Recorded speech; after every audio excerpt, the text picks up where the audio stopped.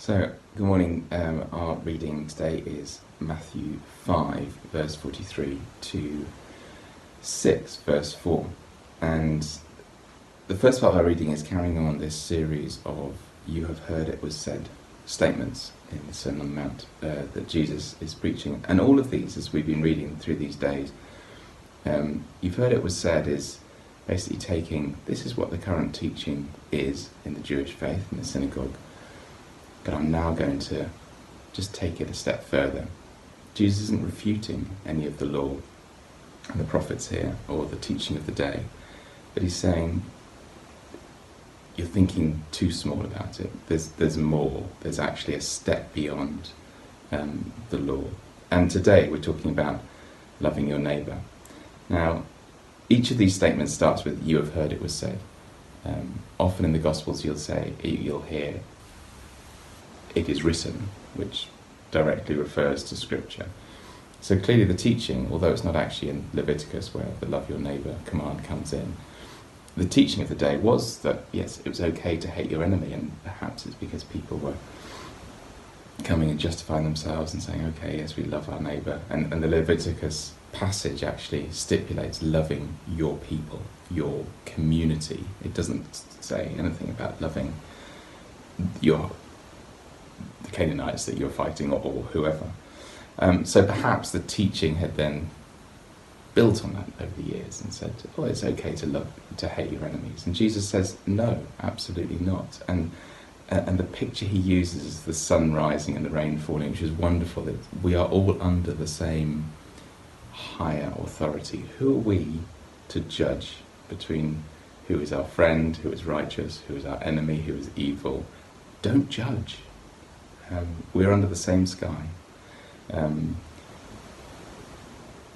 so, along with all the other parts of the Sermon on the Mount, Jesus is saying there is more here.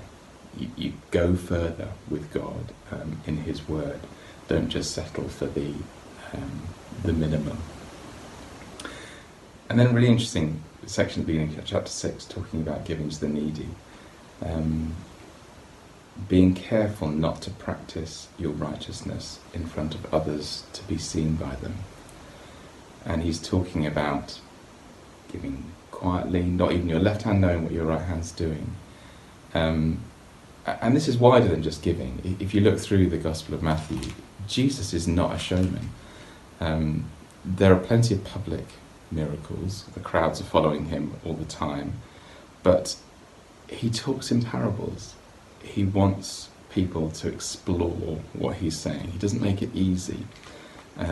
We have the Transfiguration later in the Gospel, where he just takes 3 of his closest friends away with him to reveal truly who he was.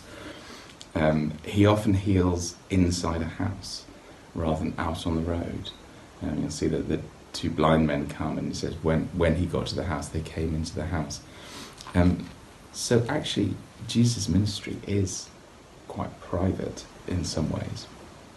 And I was just thinking about why this would be. Now, one of our children, who will remain nameless, likes to treat their parents a little bit as Google. When there's a question, they come and they want the answer, just as you put in something to a search engine.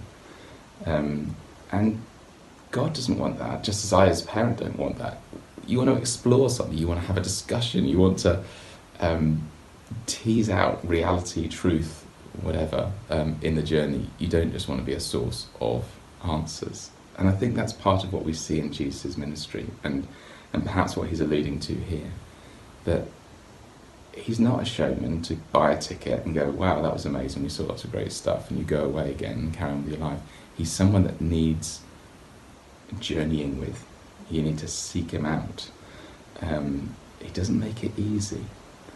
And I think the command here is to do similarly. Don't be showy about your righteousness, about all the other things he's talked about in chapter 5 and chapter 4. Just quietly, God sees your heart. God sees what you're doing. You don't need to make a song and dance about it.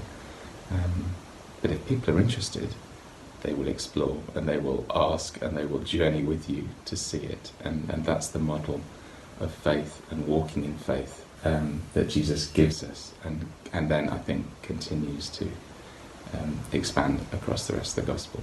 So let our righteousness, yes, shine before men, but let's not be showy about it.